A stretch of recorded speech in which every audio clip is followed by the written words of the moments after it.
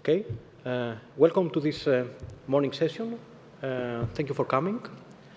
We'll have to present two projects on the predictive safety assessment framework and safer urban environment for vulnerable road users. My name is Georgios Tzamalis.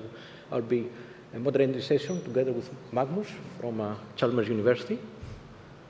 I work in the European Commission, DG Move, where we have from policy, we have set up a road safety policy framework aiming to reduce the number of road traffic deaths to near zero by 2050, and with having an intermediate target of 50% reduction by 2030 in terms of how many road deaths we are having in 2019. This figure is around 20,000, so more or less, and so far it has not been decreasing. It's around 20,000 road deaths annually on EU roads. They are just talking about fatalities, not injuries and so on. And yes, as we see, there is now we're in 2025 and reaching around 10,000. It seems quite a challenge, and let's say the support of all these projects, it is important to see whether we can achieve our targets. I would like to say, without these projects both come from a 2022 Horizon Europe call. It had two parts. One was on the predictive safety assessment framework, and the other was on the safer urban environment for vulnerable road users. You can see here the main expected outcomes of these topics. There are two of this project. So one of them was to implement a safe system approach, prioritizing safety for all road user stakeholders. The second was to develop predictive frameworks and virtual models to assess future road safety scenarios and impacts. And the third was to enhance urban safety for vulnerable road users through infrastructure, education, and innovative transport solutions. All these projects fall into the safe system approach that has been embedded in our policies. A safe system approach has, let's say, four main components: safer vehicles, safer infrastructure, better support for better integration of vulnerable road users, and as well as better post-crash care. So there's, let's say, four of the main pillars, and these projects are supposed to touch about this area. So now, without further ado, I would like to introduce our first speaker, Sana, that is going to present project PHOEBE. The floor is yours.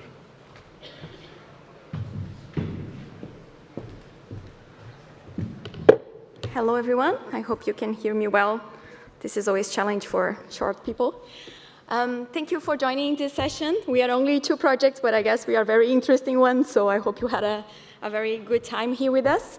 So my name is Shana Lucchesi. I work for the International Road Assessment Program, or we are mostly known by IRAP.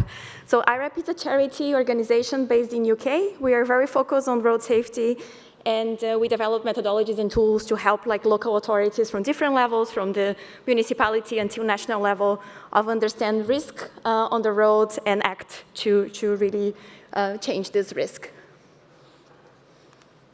So green button, and I'm here today to present PHOEBE. So PHOEBE is the predictive approach for safe urban environment. We start the project in November 22. We are past the middle of the project now. We are in month 27. We are in a very interesting phase of the project where we are starting to see in practice things that we have been discussing and elaborating theoretically until now. So we are really in the phase of integrating all of the components of PHOEBE that I will present to you in a minute. We are 11 partners in 7 countries. As you can see, we have a very high geographical distributions of partners and use cases. So let's dive a little bit into PHOEBE, and bear with me because I'm planning to explain a little bit about our objectives, telling a little bit about the story of the project and what we really aim to achieve. So our first objective is to develop a universal framework that empowers cities to predict the impact of the changes they are implementing in the road. PHOEBE, we are not really developing a tool, but we are developing a type of like blueprint. Because at the end, cities have their own tools, their own softwares, their own methodologies they use. What we aim with PHOEBE is telling them or showing them which will be the components that need to be together for us holistically understand the impacts of any urban changes that we are making. So in a world where we test our solutions before we hit the streets, this is done through a simulation environment where we can virtually add traffic lanes, building cycling infrastructure, change speed limits, or even include or exclude users of the transport system. And the big question is how much information these traffic simulations can provide in terms of safety and how accurate it is. Well, when it comes to traffic simulation, the safety indicators are usually related to conflict analysis, so time to collision or post-encroachment time. However, for local authorities, this is quite difficult to transform into a business case because they usually have targets that are focused on reducing fatalities and severe injuries on the roads. So I harmonize these two concepts of the surrogate measures and the really targets of that cities need to comply. It's quite a not easy task, and it is an objective of the project. Additionally, some simulation models are inherently safer. So this means drivers will never perform a risk maneuver, they will never drive beyond the speed limits, pedestrians will never cross outside of the crossing marks, but we know that this is really not the reality, right? And also the existing risk assessments, like the methodology that we are bringing to the project, the IRAP star rating methodology, they are static snapshots. So they are providing a momentary view. So in this case, it's like the daily overall risk of the network. But risk can change depending on the flows and speeds. So cities are complex and dynamic, as we all know, and we need the virtual world to test our solutions that represent this complexity. So this aligns with our third and fourth objectives. And finally, we are living in this area where more data and tools are available than ever before.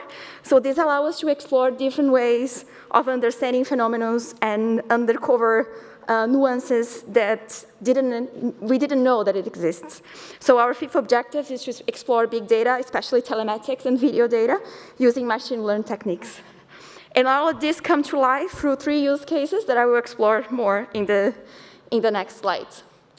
So if we dive into the results that we have for now as part of PHOEBE, so the project began with creating the theoretical framework, which involved a lot of discussions between partners about the important connections between the components of the project. And from the start, we learned that we need a combination of expertise and methodologies to assess the urban changes holistically.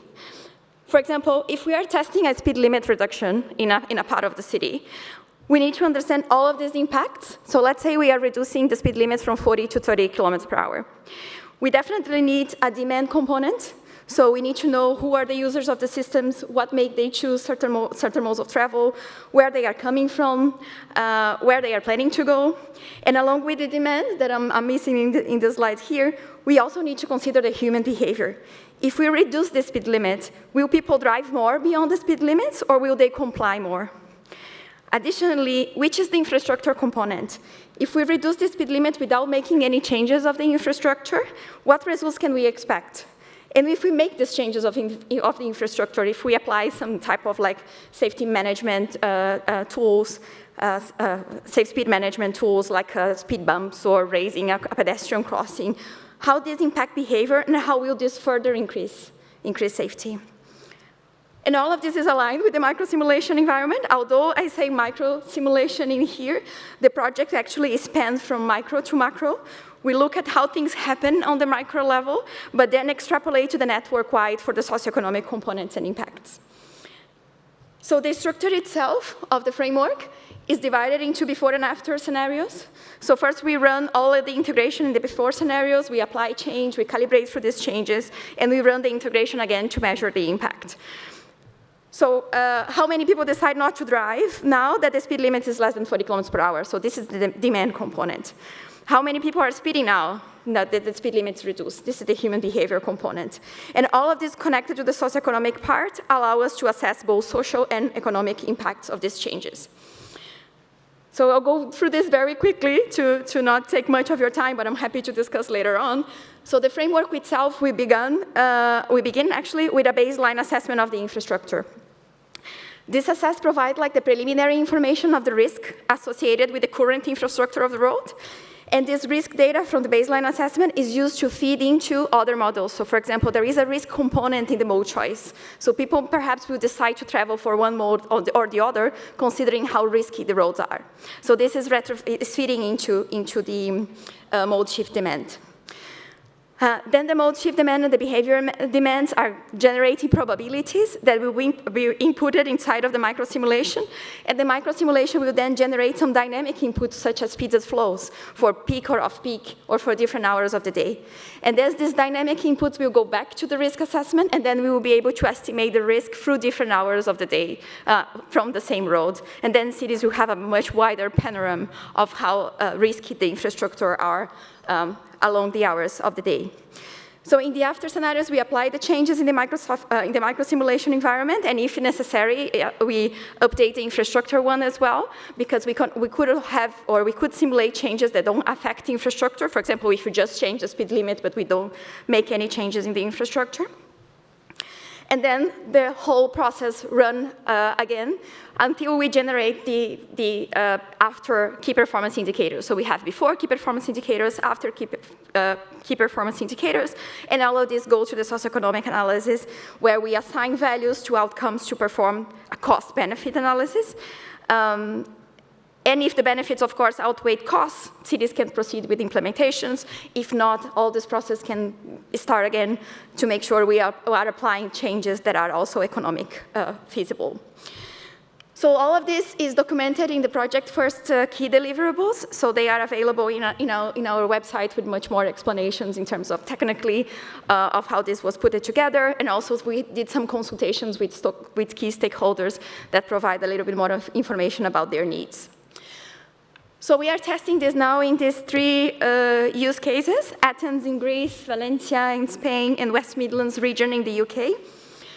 These locations we're choosing for the project due to their diverse geographic locations, and also the varying levels of information available at the start of the project, because we really want to see if the framework that we came out, it's going to be replicable in different contexts. So the primary reason for selecting these 3 locations was to test the framework in these different contexts and ensure it's replicable. The interventions being tested also vary significantly. So for the call of the project focus on enhancing vulnerable users' safety. For those who are not very familiar with these terms, for cities, mostly means pedestrians and cyclists. But the changes are different. So in Athens, I don't know if anyone is from Athens here, so we are looking for the Great Walk implementation. So it was an implementation in the city of Athens, creating more space for pedestrians, especially in the city center. In the case of Valencia, we are looking for some key corridors of micromobility in the city where there is a lot of demand, especially for e-scooters. And in the West Midlands ones, we are looking for implementing changes in speed limits, cycling infrastructure, also optimizing bus services, and testing a larger market share for autonomous vehicles. As you can see, the areas of analysis are also different for us to test the approach of the framework. So in Athens, we are looking for a whole area in the city center. In Valencia, we are focusing some corridors. And in the West Midlands, there's more intersections and corridors. In terms of validation of these results, they are also different. So the case of Athens, since the intervention is already there, we already have before and after data to compare. In the case of Valencia, since it's a theoretical application of the framework, or we don't have really the changes on the road, we are using control sites to validate that. And in the West Midlands, we are looking for the best forecasting possible, since we are looking for autonomous vehicles in here. So all of this is also documented in deliverable 4.1, available in our website if you want to have a look at. And now go through where we are currently are and what we are working on. So after establishing the framework theoretically, we are going to put things into practice. The first thing we had to do is really outline how different components interconnect and feed into one another. And we began working on individual enhancements to make the integration possible. Each component require improvements or need to be developed from scratch. So the first one that we work a lot was the IRAP star rating methodology. So for those of you who aren't familiar with the star rating methodologies, it classified road-related risk into 5 levels, where 1 star is the most unsafe situation and 5 star is the most safe situation, like the hotels and restaurants that we are all very aware of this type of ratings. And we generate this risk classification for 4 user types, so pedestrians, cyclists, motorcyclists, and car occupants. The star rating models results, so the risk results, also allow us to estimate fatal and severe injuries. And these estimations are calibrated using crash data, actual crash data on the roads. And then we run cost-benefit analysis to suggest interventions. So we are not only looking for risk, we are also suggesting evidence-based interventions for reduce the risk in these locations. So we improved our pedestrian and bicycle models by introducing new attributes, categories, risk factors, crash types. The effort aimed to make the models more suitable for urban environment, but also ensure that we align with the global road safety targets and recommendations from UN, WHO, and the European Union that IRAP is proud to follow. And in PHOEBE, we utilize AIM-Soon Next as our simulation environment. The whole project aims to be software agnostic, but we are testing the solutions in AIM-Soon Next. So significant efforts were made by our partner in AIM-Soon to improve their simulation tool. What you see on the screen is the new model for the speeding behavior. So there was a lot of effort particularly to enhance how humans behave inside of the simulations. And the human behavior models, that is the behavior probabilities that you see there, these models were developed from scratch. We start with surveys in all the three use cases, and then the Technical University of Delft, that is our partner responsible for this part of the project, they developed the speeds and behavior probabilities that are now integrated inside of the AIM-Soon Next software. And then finally, we have the mode shift demand and induced demand model developed by the Technical University of Munich, focused on evaluating the share of different transportation modes, such as car, public transportation, shared mobility, bicycle, and walking. And these models consider factors such as travel time, travel costs, and the risk that is coming from the risk assessments. I'm getting there. So where we currently stand, or perhaps I should say that we are moving, since this is an ongoing process, we are not stand there. So we are very close to have everything working together now. All the components have been developed, enhanced, and now we are in the process of connecting everything through the framework structure that I showed you a few slides ago. So this was theoretically, now we are putting it into practice. So we are on the verge of running our first integration trial. This involves a lot of specifying inputs and outputs of each of the model. Maybe I can say that this is one of the main challenges of the project because each of the components have different outputs and receive different inputs. So having this harmonization is one of our key challenges and the focus that we are currently in the project. So ensuring they are capable and can be read by the subsequent models. And this was accomplished through an interaction matrix, which clearly defines where the pieces of information should go. We are working on some interface scripts where we are developing those to facilitate all of this process, and in a flow chart that not only shows the connections as the ones that I showed you in previous slides, but also the timeline of these events, because there is some retro loopings that we need to be quite clear when these things can happen. It's also important to mention that our ongoing project communication effort, so we recently reached 500 followers on LinkedIn, thanks to our partners, Polis, that is here on the venue, which is a significant milestone for the project. We have been very actively collaborating with other projects, such as SOTERIA, where we share the stage today.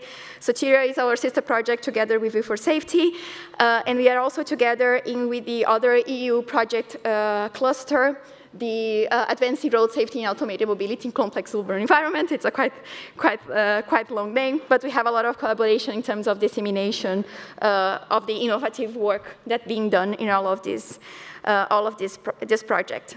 We are also making strides in machine learning techniques, particularly in recognizing trajectories through video data. And we are actively engaging with local stakeholders now to start showing the project results with the first workshops to present results scheduled to this month. So all of this information can be found in our project website. In the library section, you can see the deliverables already present in there.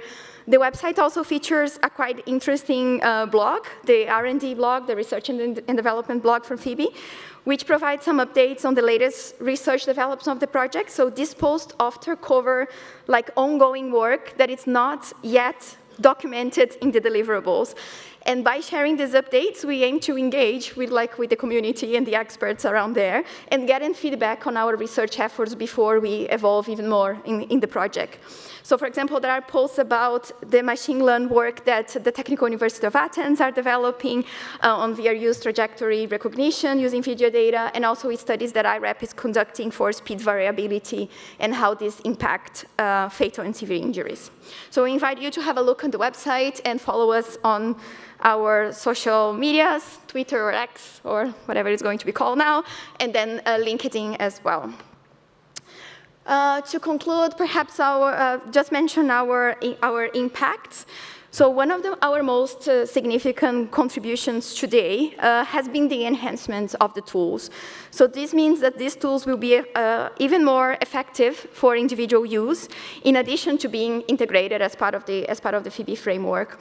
So future risk assessments using the IREP rating methodologies will benefit from the development made as part of PHOEBE. Similar, the improvements we are making in the AIMS on Next platform. So these both methods and tools have been using worldwide, are globally applicable, meaning that the PHOEBE project developments will impact a really wider community. Another key area of impact is harmonization. As I mentioned, this is a challenge for the project. We have observed many discussions regarding surrogate measures and conflict, but there is often a gap between research findings and the practical needs of cities. So by harmonizing these safety indicators, we aim to make the life of local authorities a little bit easier, and they will have better tools and analysis at their disposal, enabling them to benchmark, report, track, and compare safety measures more effectively.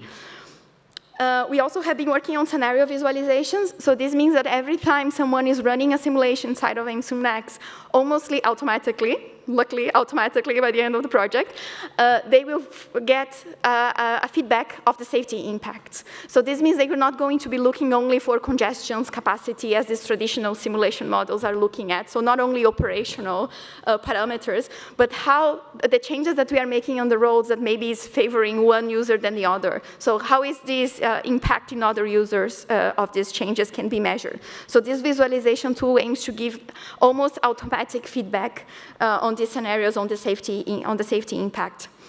And finally, as part of our package 5, which just began 3 months ago, we are refining our economic evaluation model, so going beyond the cost-benefit analysis and perhaps trying to identify how can we go beyond the state of the art in here. So this is ongoing work that just started, but it's one of our impacts.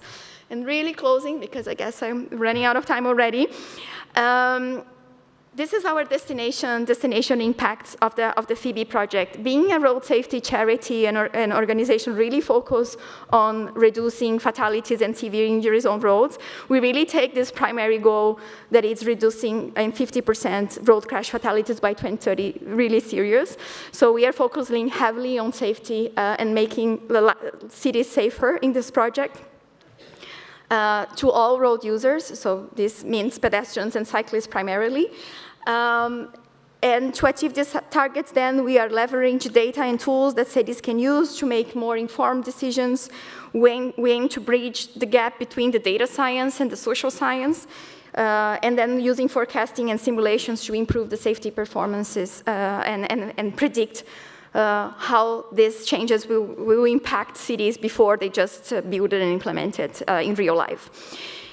And we are doing that by enhancing current traffic simulation, as I already said, and incorporating the safety model that we are looking to impact several key indicators, including travel time, reliability, congestions, and emissions. So by integrating all of these elements, we ensure that anyone conducting a simulation or testing a scenarios within our framework will take into account road safety. This enables more thoughtful decision-making, emphasizing road safety along traditional metrics, as I mentioned before. So in summary, PHOEBE project is dedicating to making significant strides in road safety and traffic management, providing cities this method that will help them to create safer and more efficient transport systems. Thank you very much.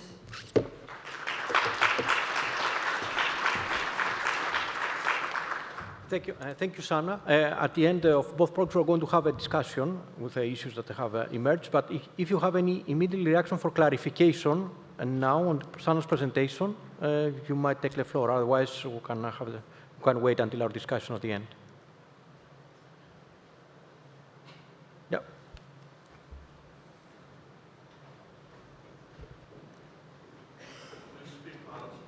There's a microphone coming.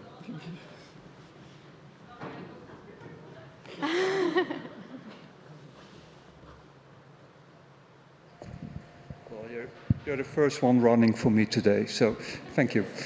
My name is Tzamalis of TNO. I'm coordinator of PHOEBE Safety, one of the sister projects, so thanks. I really like the risk map that you make with the star rating, because it's also how I would imagine an urban planner and a safety officer in a city would think. So these are my hotspots in my town, and we need to do something about it. So I like that a lot. And but it brought me to two questions. Who is the end user of this framework? I have some ideas, but who will, in the end, use your framework? Do you want to go for the second question first, or I can answer the one right now? Well, I've answered the one right now then. I think the most immediate user of this framework are transport modelers in city. So it's someone that is knowledgeable about like traffic simulation, that are used to use these tools, and can then connect these other components to make the simulations they are doing more accurate, I would say. So because you need to have the knowledge, it's probably larger cities, because smaller cities will not have a simulation expert, or they will need a consultant to actually do that for them, right? But still they can use the framework. That's what I understand. Yeah, and what we have been seeing, at least with the cities that we have been discussing, is that there is different levels of development of the simulation models. There are very complex ones, like between cities and things like that, and they are also very like macro level ones. So I think the idea of the framework is that they can use these different levels. We might need some development to be able to really have accurate results in terms of human behaviors, for example. But yes, they need to have the model in place, or they need to have, I would say that this is the first step of having the simulation model in place, because then they can enhance these tools with these other components. Okay. Thank you, Sana. We'll move to the second presentation, and then if there are any more questions, we can ask in the joint session. So I would like to welcome Marina Georgiou from the second project, SOTERIA. The floor is yours.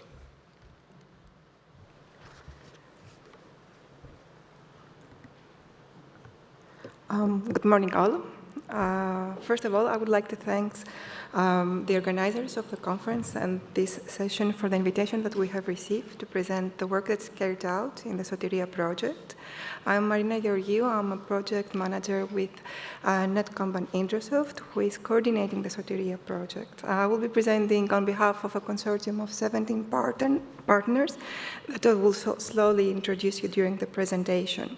So SOTERIA is a relatively small, nonetheless quite ambitious project, well aligned with the goals set by the EU regarding road safety.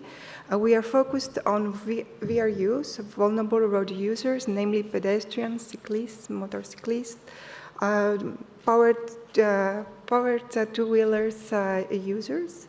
The component on the road that's perhaps more exposed than any other, while cars are being continuously equipped with more advanced motor technologies to enhance their safety, the safety of the driver and the occupants.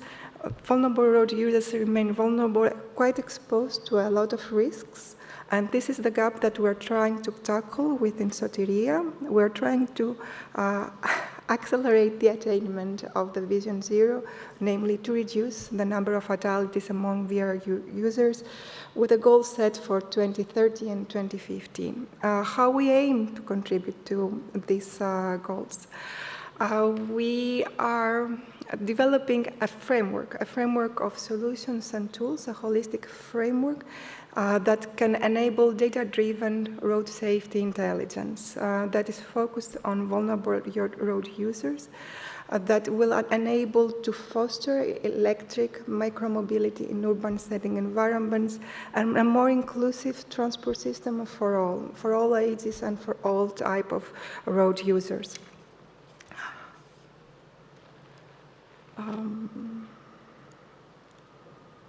So I will start with some facts about the project. The project started in November 2022.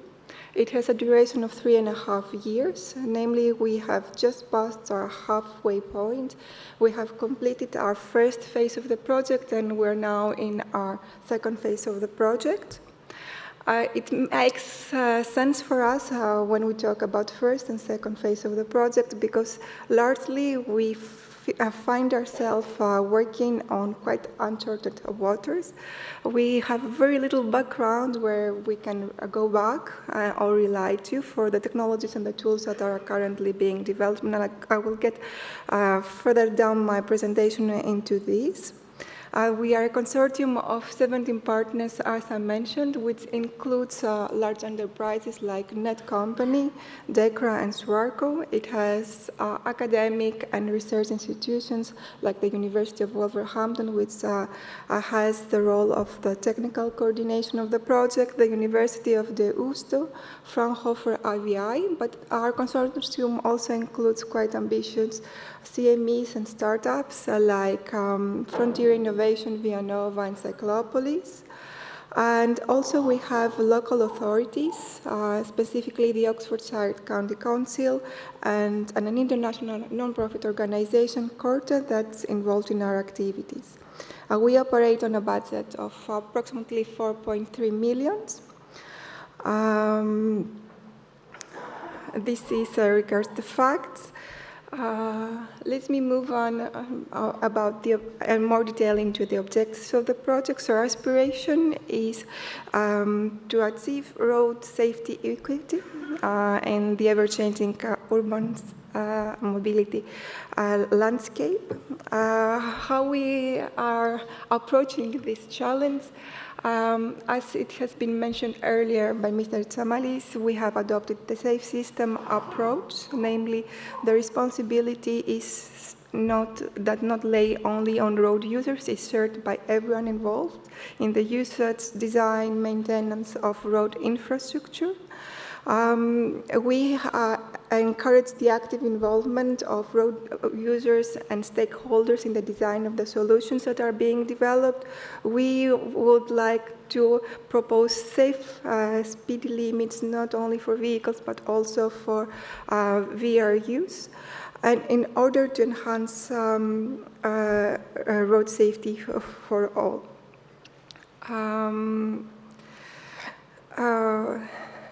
A key characteristic of SOTERIA is what we call a co-creation project. We do not only engage stakeholders and road users in the decisions that we made for the design of the solutions. We want them to be part of the project, the community around the project, and the technical partners involved. So we have assembled 4 living labs, which is our first of the 6 key objectives of the project. Co-creation is quite challenging for us. It requires a lot of effort in assembling and maintaining these living labs. We are more than 100 stakeholders and users that are involved in our activities. Nonetheless, we believe that this cooperation between industry and academia, cities and citizens, has the possibility of offering unimaginable opportunities to shift the focus from expert-driven innovations towards user-centric solutions. It requires a lot of effort and it requires more time into reaching tangible results, but we believe that the effectiveness of the solutions that we are ultimately proposing will more effectively enhance the road safety for vulnerable road users. What are the solutions that are expected out of the SOTERIA project? This is the next three key objectives of the project. Namely, we are developing traffic simulation models that are supported by advanced analysis of accident data, data that are produced within the project or are sourced from outside the project, and I'll get into the details of our data sources. And we also rely on modern explainable AI tools in order to enhance the trustworthiness of the predictions coming out of our simulation suites. To facilitate the safe, and also we consider the green traveling of VR use, we are developing a set of interconnected services that will nudge VR use towards making safer choices.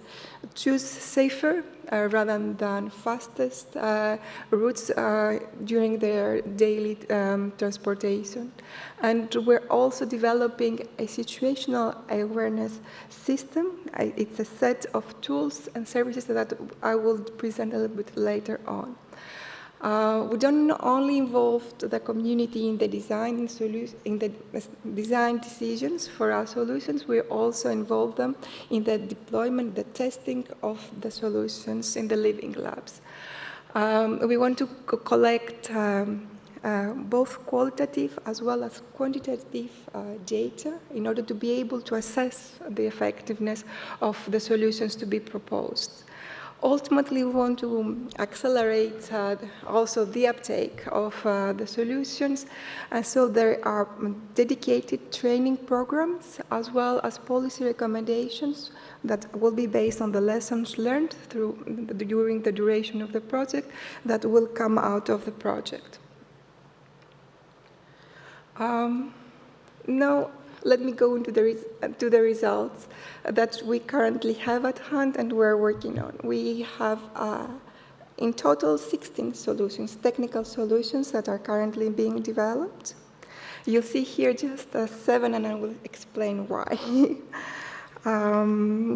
What we have adopted in SOTERIA is the Civitas initiative terminology and framework for the assessment of our solutions. So we have grouped our 16 technical solutions in 7 measures. By measure, we mean mobility-related activities that are implemented in a specific city.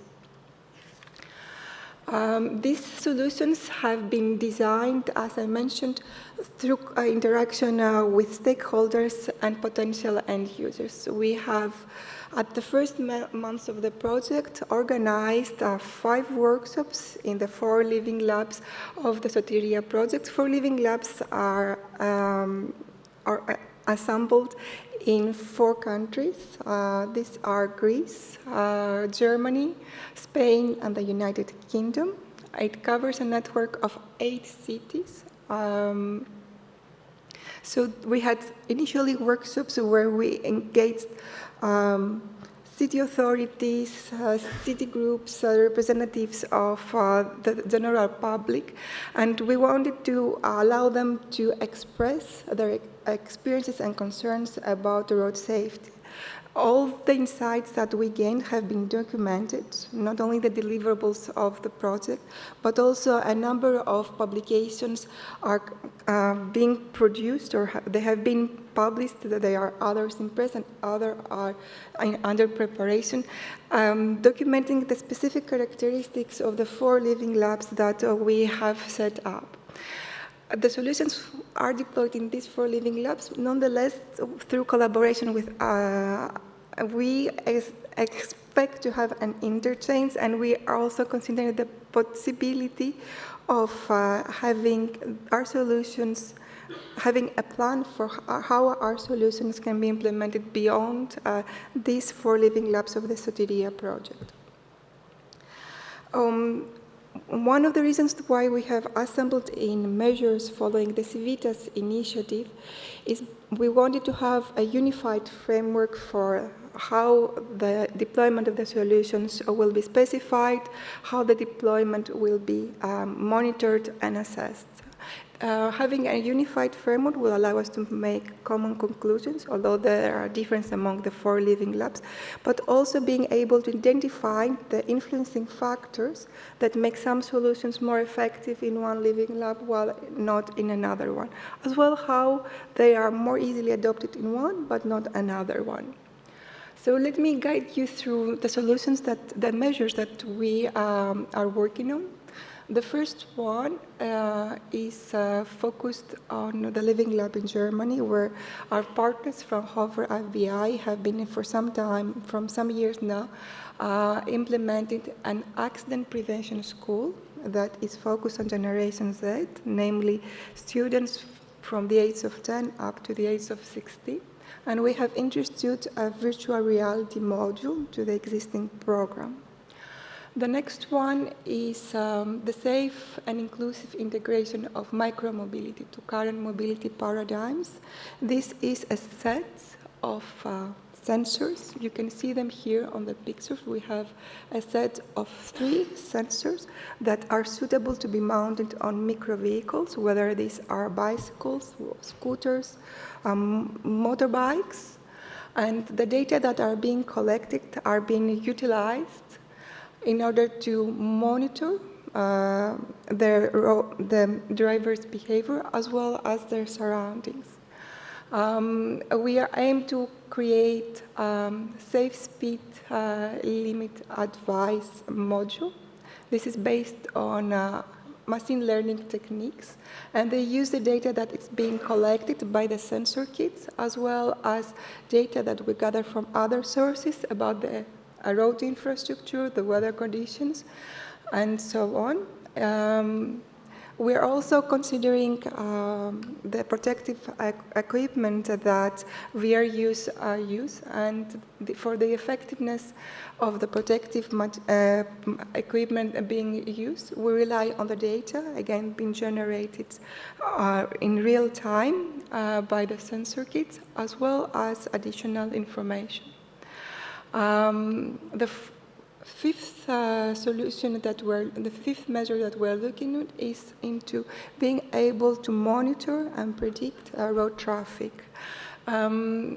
This specific tool has started being developed for a big city like Madrid, and it considers data that are available, other open source, or data that we have acquired through specific agreements from different sources such as OEMs, mobile network operators. The sixth measure that we are developing is leveraging all these data sources that are available to analyze road safety and identify hotspots, accident hotspots, risk areas. And the last measure is to develop a safe routing app that, based on the information that we already have gathered, is able to advise road users about a safer choice when moving from A to B. This map illustrates the network of 8 cities that the 4 living labs of the SOTERIA project cover. Each one has a different thematic area that it covers, and these thematic areas are based on programs that are already implemented in each one. I will not go into all the details, just as an example. Because it is one of the most lively living labs that we have. This is the one in Oxfordshire, along with a network city at Wolverhampton. They have a number of measures implemented within the city of Oxford and the surrounding towns, promoting micromobility, taking motorized vehicles outside of the center of the city, allowing the city to be more friendly for vulnerable road users, and evaluating continuously with different means the effectiveness of the measures that they have implemented. So this is some of the results from the Living Lab in Oxfordshire. We have assembled a sensor kit comprising of accelerometer, gyroscope, GPS, LiDAR that allow us to not only monitor the vehicles, drivers' behavior, but also the surrounding. We have extensively tested that sensor kit in the lab, but also through field testing. And you can see the results that we have very stable and reliable measurements that have already been used and successfully been able to identify issues like road potholes and surrounding vehicles. You can see this on the plots on the left, on the right. And for the protective equipment assessment, we use this data collected. For example, the XMLR would allow us to see if the driver of the bicycle is doing any harsh movements, and if there's a harsh braking or accelerating at some point, if they're steady on the road. And these are used so that they are correlated with the characteristics of the protective equipment through machine learning techniques. We also have one of the mature solutions within the project. SOTERIA is a RIA project, a research and innovation action project. So some of the solutions that we have are more advanced in a more advanced TRL, while others are now being developed. RIBO is one of the most mature ones and quite innovative. It's a smart camera that can be mounted either on the handlebar or the seat of a bicycle. It captures, while the bicycle moves, footage from the surrounding and allows the bicycle driver, when there is an incident, by pressing a button, to capture and store footage from the incident. This is used for further analysis, and we're very much interested in complementing all the data about incidents that are available with near-miss incidents, and this is the source of information that we have. The second living lab is established in the state of Saxony in Germany, where, as I mentioned, there is an accident prevention schooling. What we have introduced through the virtual reality module is a number of scenarios where students can find themselves both in the place of the pedestrian or the cyclist, as well as the driver of a vehicle with limited visibility, and make them a little bit aware of the difficulties that both road users face, and which difficulties may be the causes of incidents and accidents. And this has been introduced to a large number of schools, more than 100 in the state of Saxony, and so we were pleased to see that pupils were very welcoming this new module and how they perceived their position on the road. On the right, you can see the Safe and Clean Routing app screenshot. What we have so far been able to do is have a number of volunteers that have used it in Dresden to move from daily for their commute. What it allows the user is based on a number of information that the user provides. It can propose a safer route. It's not necessarily a shorter, but there is the possibility for the user to limit the distance that the deviation may have. And it allows also to have live monitoring of whether the user is following the route selected. Some of the findings that we have through the feedback collected is that weather, daytime, and distance is actually not the factors that influence the choice of the route that the users make, but they're more interested into the infrastructure. They're more interested for vulnerable road users is the inclinations of the ground and the height that will help them make the decision of which route they will follow. Here you'll see some of the results that we have from the Living Lab in Madrid, the third Living Lab of the SOTERIA project. We have two measures that have been demonstrated to the local police authority, and they were very interested in these tools, and they are considering of adopting them. These tools, the first one is monitoring and predicting road users. This is something that will allow the police department responsible for such tasks to more easily identify mobility targets and also plan their processes. And also, the interaction with the local police authorities allowed us to verify the results that we have. Specifically, to verify that the hotspots that we have identified through the analysis that we have carried out coincides with the hotspots that they have identified based on their long experience and the data that they have. This was a very promising result that we'd like to build upon. And lastly, we have the results from the Living Lab in Greece. In Greece, we have in the project a courier service, and the national courier service being involved. This is ELTA, that have allowed us to put the sensor kits on the drivers' vehicles, use them at the two cities of the Living Lab. This is in Chania in Crete and in Goumenitsa in the north of Greece.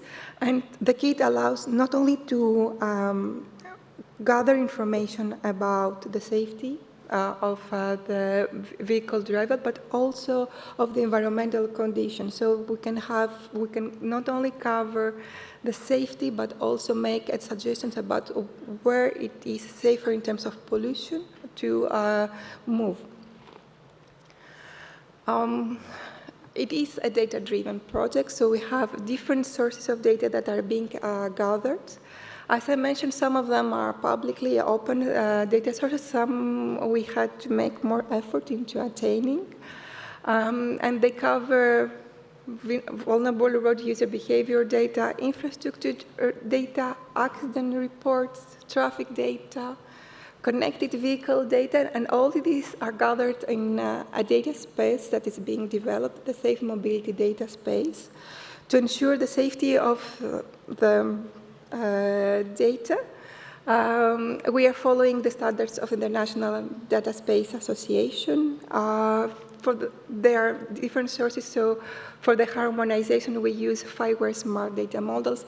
And because there are more data being generated within the project, we are considering of generating new smart data models. I'm taking too long. I'll move a little bit faster. So we have two patents that have already been filed and accepted for the kits coming out of the SOTERIA project. They have been accepted in Greece, and the partners are in the process of applying for an extension at EU level. Our partner Corte is involved in two EC expert groups, AGUM and Greece. And they are in one of them participating as observers. In the other one, they have been invited where SOTERIA was presented, and we are considering this interaction necessary for the policy recommendations that are expected to come out of the project. We are in continuous collaboration from the very onset of the project with our two sister projects, PHOEBE and Safety. We have organized a number of dissemination activities, such as webinars and sessions in conferences, but we're also moving forward from now on into a more technical collaboration with exchange of knowledge and experiences and tools. We have benefited from the Horizon Europe booster project services, and we led the development of the road safety and automated mobility cluster of projects. I started with 5 projects. We are currently 6, and there are 2 more projects that have expressed interest in participating in this cluster, which, same as with our sister project, it will not be limited to dissemination activities, but we're interested in an exchange of knowledge and experiences from the implementation of each project. We have initiated a collaboration with the Civitas initiative, although SOTERIA was not initially a Civitas project. What we expect out of the SOTERIA project to conclude is that through all these solutions and efforts that we will be able to increase the visibility of vulnerable road users to the drivers of motorized vehicles. We aspire to reduce human errors, the distractions of the vulnerable road users, the incidents that may lead or may not lead to a collision, the near misses that I mentioned earlier. We want to decrease the exposure of vulnerable road users to hazardous situations. That's the purpose of the nudging engine. We are in this phase, second phase of the project, in the process of defining the methodology, the approach to actually assess the impact of the project and quantify whether we can reach the initial target sets, the KPIs of the project. In a longer perspective of the project is, of course, to contribute to road safety in the EU, make the EU roads safer for vulnerable road users in particular. But we also want to foster a road safety culture. That's why the training material and training modules are being developed, as well as the recommendations. We want to enrich the data sets that are used, as well as the strats for road safety research. On a technical level, we want to improve the functionality and reliability of road safety solutions, and also increase the EU share in the data analytics markets. That's all for SOTERIA. Thank you very much.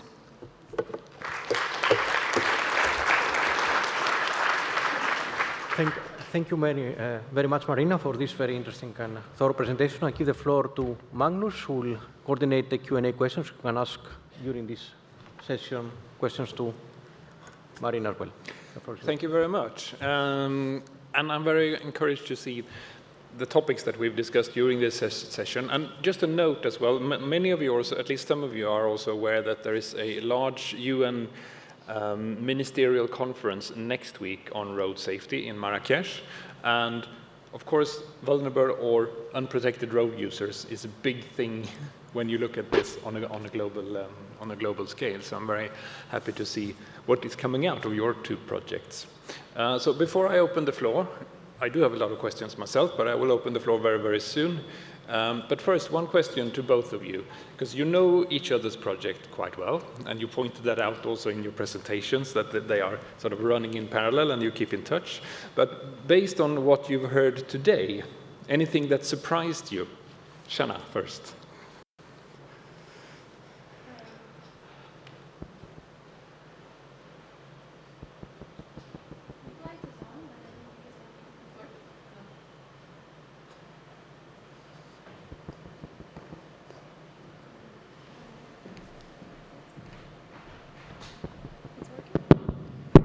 Yes. All right. Thank you. Thank you very much. Yeah, I think we collaborate quite closely with SOTERIA and PHOEBE project. But I think it's always nice to hear the amazing work that your team is doing, especially involving the stakeholders in the living labs. We know from experience that this is quite difficult because sometimes we have a project, we have a structure, but we really depend and rely on getting there and collecting feedback, and this is really a challenging work. So it's really always super incredible to hear how SOTERIA project is managing all of this. And also super interesting on your development in terms of the leverage novel data sources and also the tool for monitoring, predicting road usage. I think this aligns quite well with what the PHOEBE project is trying to do.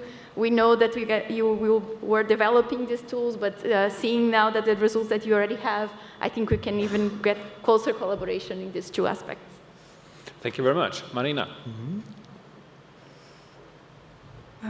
Okay, I'm being heard. For us, as I mentioned, what we're interested in is in the assessment. And this is something that we expect to learn more or have an exchange with the PHOEBE project. And every time that we meet, it's something that we learn more about the assessment framework that is being developed in PHOEBE. It's quite complementary to the work that we are doing in SOTERIA. Okay, thank you very much. I will open the floor, and I think there are several hands already. And please state your name and affiliation so that we know who's speaking. Hello, I am Georgios. professor at the National Technical University of Athens. Of course, we participate at PHOEBE. There is a fundamental issue that I would like you to comment, that in modeling traffic, infrastructure, risk factors, we must integrate also behavior. And this is a great challenge. There is an aspect of using telematics in PHOEBE. However, how you see the integration of this in order to give the overall risk in a holistic way? I can take that, I guess. Thank you very much, George. Yeah, we work together quite a lot as part of the PHOEBE, but I think this is a great question, actually, and a topic that is interesting to raise in this big room, because, in fact, when we were working the PHOEBE proposal as well, we said, okay, we were going to use telematics to understand about behavior. But, in fact, when we deep dive into the data and into the data details, we see that especially for VRUs, so for pedestrians and cyclists, the overall picture that you can get with the telematics is quite reduced. So it's very good for cars, it's very good for other types of modes. We can get like speeding behaviors and things like that. But when we are looking for pedestrians and cyclists behavior, it's still really, really challenging to get this information from telematics data. So this data exists somewhere, but it's not really accessible for us. So we had to come up with part of PHOEBE with different ways of collecting this information, as you know. So we are looking for the video data and trying to get trajectories for pedestrians and cyclists using video data. So N2A is one of the partners responsible for this as part of the PHOEBE project. But it's really a big effort that the project is trying to make to collect this information, because we still don't have, as a community, a source of behavior data that is available for people to get studies and projects and so on. So we still need to count with individual efforts of projects, of collecting video data, on developing tools to analyze those data, and then getting something to get out of it. So I think it's a quite interesting topic to put it into the community of what exactly we can do, or how can they really push to have this information more available or wider available, because I know everybody that has a phone and is walking around, it's providing this information somehow. But in fact, it's still not accessible for us to be able to use this as part of projects. Good, thank you. Marina, did you have any comment on the question as well? Otherwise, we move on. In SOTERIA, we're also using mobile phone data, and specifically in the city of Madrid, for monitoring for getting insights into how vehicles and other road users are moved. The problem, if there is a challenge that I may raise, is that these data are not open. It is only limited access to data that you can gain, and it's a paid service, and so it is limited data that you can have access to. It's a valuable source. What we have come up with in SOTERIA is we're trying to portray the vulnerable road users through a large and extensive public survey. This was developed by consulting a number of psychologists, because the psychological parameter of vulnerable road users, pedestrians, how they are making decisions on the spot is very challenging, and how they will ultimately, these decisions will ultimately affect how they move on the road. And it was quite a few insights that we have gained, and we are considering this in the models that we are developing. Nonetheless, it's at a very, very early stage of this work. Good, thank you. There are at least two questions. The gentleman on the same row. Chuck first. Make it easy, yeah. I have a question to Shauna, because it's more or less an extension to what Georgios was asking. And tell me who you are. I am Chuck Hoitzinger, Toyota Motor Europe. Hello, everyone. I think it's extremely important to consider road user models for what you're doing, and maybe you want to look a little bit into what car makers or system suppliers have been using in order to optimize their ADAS systems. So I know a lot of collaboration work has been done with individual universities, in particular experts who are really in the behavioral domain.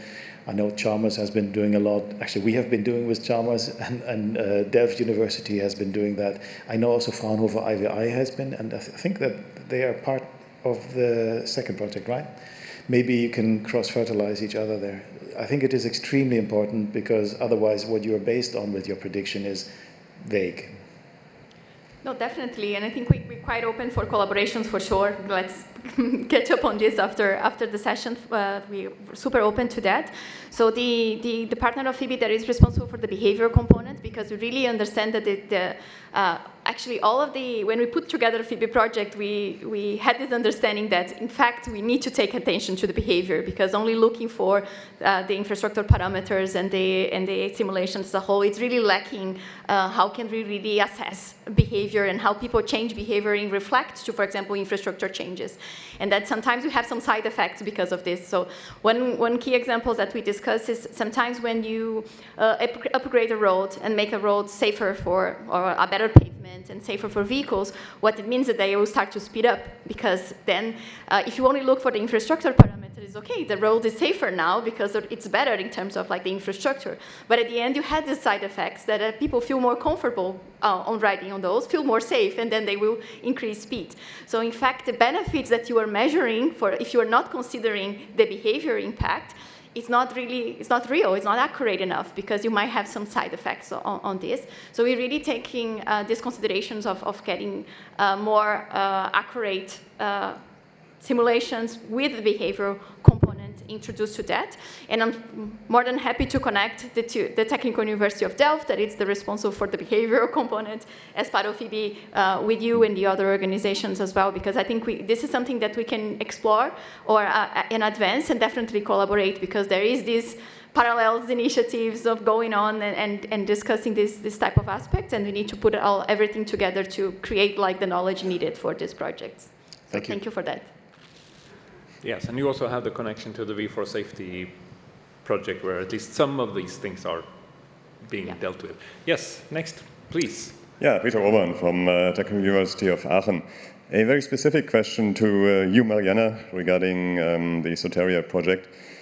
You explained about the protective equipment of which you evaluated the effectiveness, and I think there was quite an unconventional approach to evaluate the effectiveness of protective equipment. So could you please explain what kind of protective equipment you had a look at in your project? So that would be nice, thanks. In some aspects of the SOTERIA project are like very new, even for us. When we talk about protective equipment, we mean the helmets, vests that they may be using. It is part of the nudging agent also, that a reminder is provided when they start a journey, whether they will wear the protective equipment. Regarding the work that is being carried out on the protective equipment assessment, this is at a very early stage. I'm not involved in that. What I can say is that they are trying to correlate, as I mentioned, the characteristics of the protective equipment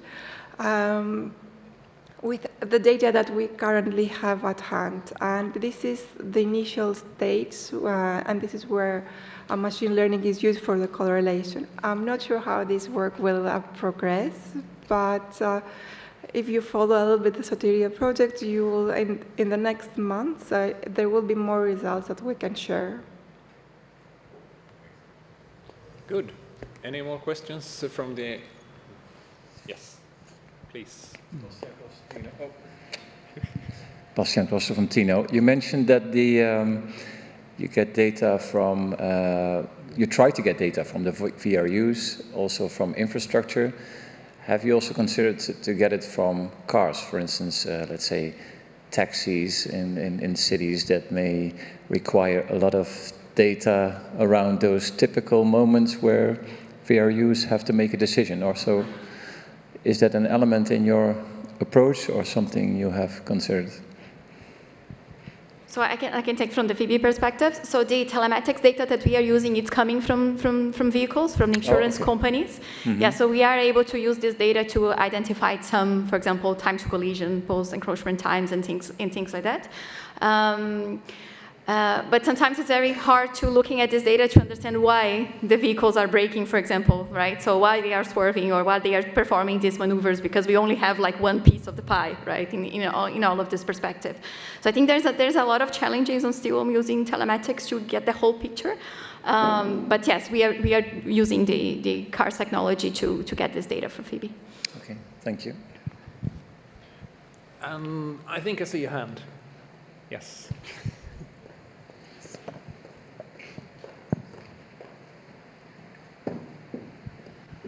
Thank you. Flavia De Simone from Enide.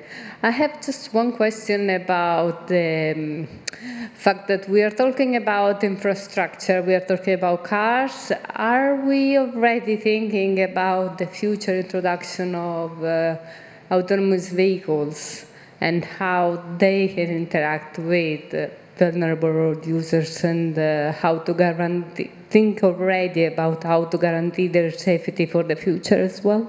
Thanks. All right, I can very quickly mention for PHOEBE. So in one of our scenarios that is in the West Midlands region in the UK, one of the intervention is considering increasing the proportions of autonomous vehicles in the network. And we are measuring their impact in terms of changes in the operating speeds and flows, and how this then will reflect in the changes on the safety for pedestrians and cyclists. So this is more or less the flow that we follow as part of the PHOEBE project. But I can mention that perhaps the discussions that we are having before this session start, that I guess these projects also have a different view, or perhaps a new vision of how cities should be in the future.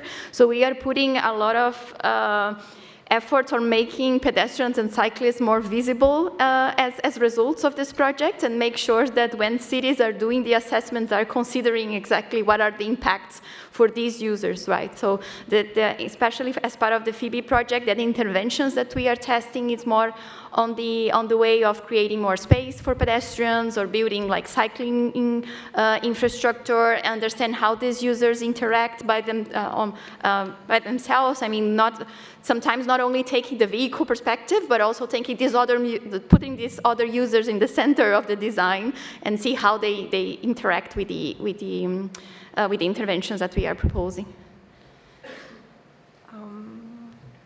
While, for example, connected vehicle data are being considered in SOTERIA, automated vehicles at the moment are not considered at all.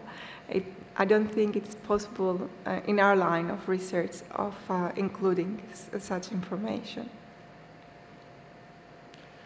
Okay, and time flies. I saw more hands, but please catch our speakers during the lunch break, which we will enter into very, very soon. I have been asked also to encourage you to visit. There is a GreenNet workshop in Room Riverside on empowering Horizon Europe applicants through national contact points. And then before we give a final applause to our speakers and to you, Georgios, anything you would like to, any famous final words? No, not particularly famous. I just invite you to go to the project websites, and you see that there are many different activities, and I think the results are quite interesting, and you can see how you can incorporate it in your own, let's say, work as well. So we have these projects, we make the results public, and this is for a good reason, so please take advantage of the results. And yeah, I would like to thank you for these very interesting presentations. Thank Magnus as well. And as well, thank you for your attention and your participation. Thank you. Good, thank you very much. And enjoy your lunch.